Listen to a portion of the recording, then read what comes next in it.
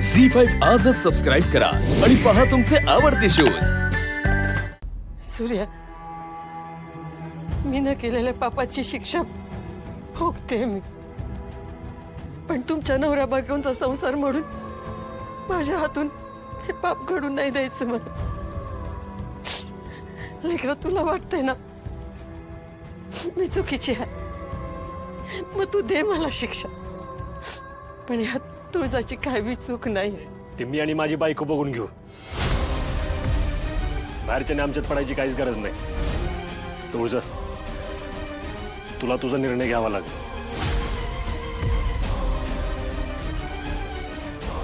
परी, तू तुझ्या परीने लय प्रयत्न केलेस, पण माझ्या नशिबालाच मी या घरात येणं मान्य नसेल, तर आपण काय करणार? निघते। आई थांबा।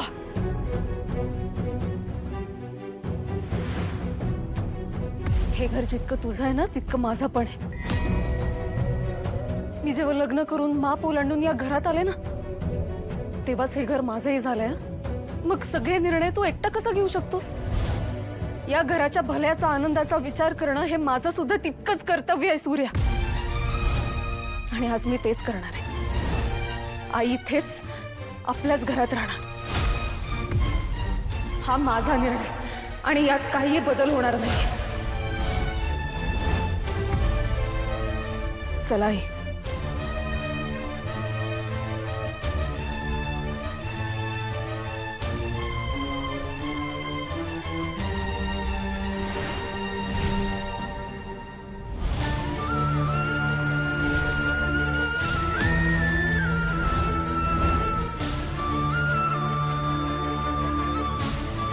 आई, काय झालं? का थांबला तुम्ही? नको हट्ट कर पोरी, आपल्या येण्यानं घर जर आनंदानं भरणार असेल तरच त्या घरात पाय ठेवावा। आपण जर त्यांना नको असू तर लगेच काढता पाय घ्यावा। मी माझ्या लेकरांच्या ओढीनं इथं आले होते, मला वाटलं होतं माझ्या सूर्याला, माझ्या लेकींना माझ्या इतकीच मला भेटण्याची ओढ असेल, पण मी कुठं होते, कशी जगले, कोणीच नाही मला विचारलं।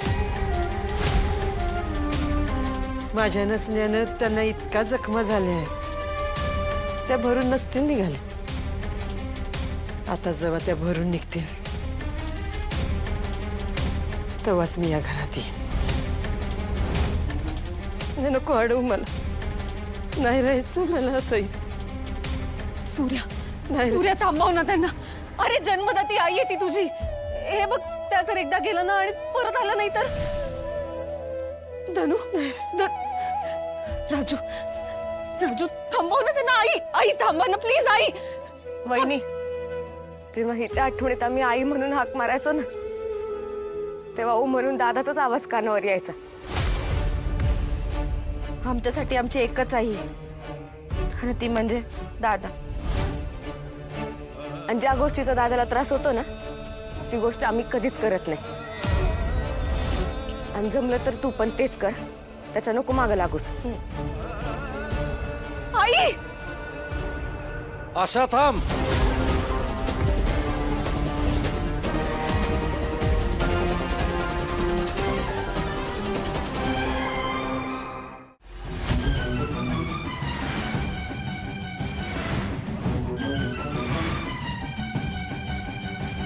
तू अशी निघून जाऊ शकत नाहीस आशा। तात्या, बरं झालं तुम्ही यांना थांबवलं। तुम्ही तर यांना घरी यायला सांगा ना। आशा, हा काही स्टोव्हनं चालताना जेवढं चटकं बसत नाहीत ना पायाला, त्याच्या परास कितीतरी पटीनं जास्त चटकं मी सोसल्यात। ह्या पोराचा हाल बघताना चापकानं फोडून घ्यावंसं वाटायचं स्वतःला। काय चूक होती माझी? तुझ्याशी लगीन केलं ही चूक होती? तुझ्याशी संसार केला ही चूक होती? का तुझ्या विश्वास ठेवला ही चूक होती? तू पारला संसार तू मोडून निघून गेलीस अर्धेवट। का अशी वागलीस ग? का अशी वागलीस? मला सगळ्या प्रश्नांची उत्तरं पाहिजेत बघ। मी तुला अशी जाऊ देणार नाही बघ. तात्या हो, ही वेळ ना आता. सोनबाई ग बस, मला बोलू दे. आज इतक्या वर्षांनी सगळं सांगितलंस की पोरं कशी मोठी झाली, पुरींचं सगळं सांगितलंस, पोराचं सांगितलंस. पर माझं काय? हा, माझ्यात काय कमी होतं ही सांगायची प्लीज. मला आज ते ऐकायचं आहे. 4 पैशासाठी दागिन्यासाठी सोडून जावं, एवढा तकलाद होता आपला संसार. अगं मला सांगितलं असतंस ना तर माझ्या कष्टानं तुला दागिन्यानं मडवून काढले असते. परंतु ते पुजाऱ्याचा हात धरून निघून गेलीस. काय एवढ्या खालच्या पातळीला गेलीस ग? नका हो असं बोलू.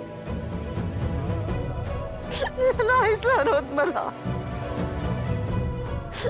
काळजात सुया टोचल्यागत होत. खरंच मी काय नाही केलं. मी नाही खोटं बोलत. माझ्यावर विश्वास ठेवा. कसा विश्वास ठेवू ग तुझ्यावर? माझ्या संसाराची राख रांगोळी केलीस,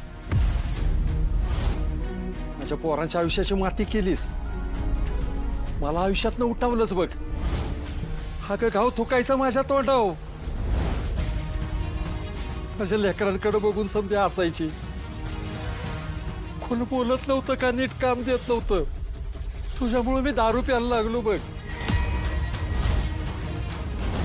जाता येता गावातली माणसं मला इसरायची. तुझ्यात काय कमी होतं रे म्हणून तुझी बायको तुला सोडून गेली. माझ्याकडे कच्च्याच प्रश्नाचं उत्तर नव्हतं. माझ्यात खरंच काय कमी होतं का ग म्हणून तू अशी वागलीस? मला या सगळ्या प्रश्नाचे उत्तर मिळाले पाहिजेत बघ. आमच्या सगळ्यांच्या प्रश्नाचे उत्तर तुला द्यायला लागतील. त्याच्याशिवाय तू जायचं नाहीस. मी किती बी जीव तोडून सांगण्याचा प्रयत्न केला की हे समज त्या जालिंदर नावाच्या राक्षसानं केलंय, तरी तुम्हाला माझं म्हणणं पटणार नाही. कारण सूर्यानं ना त्याला देव बनवून मनाच्या देवळात बसवले. त्या जालिंदरचा खरा चेहरा तुमच्या समोर आणण्यासाठी मला आता इथं थांबावंच लागेल.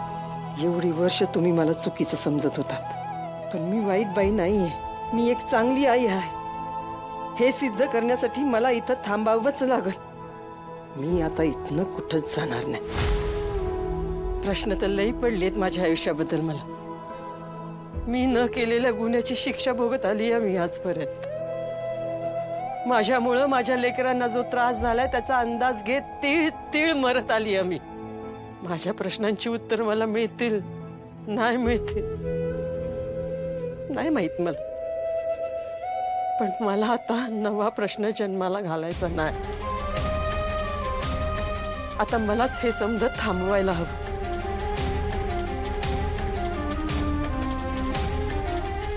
मलाच थांबवायला.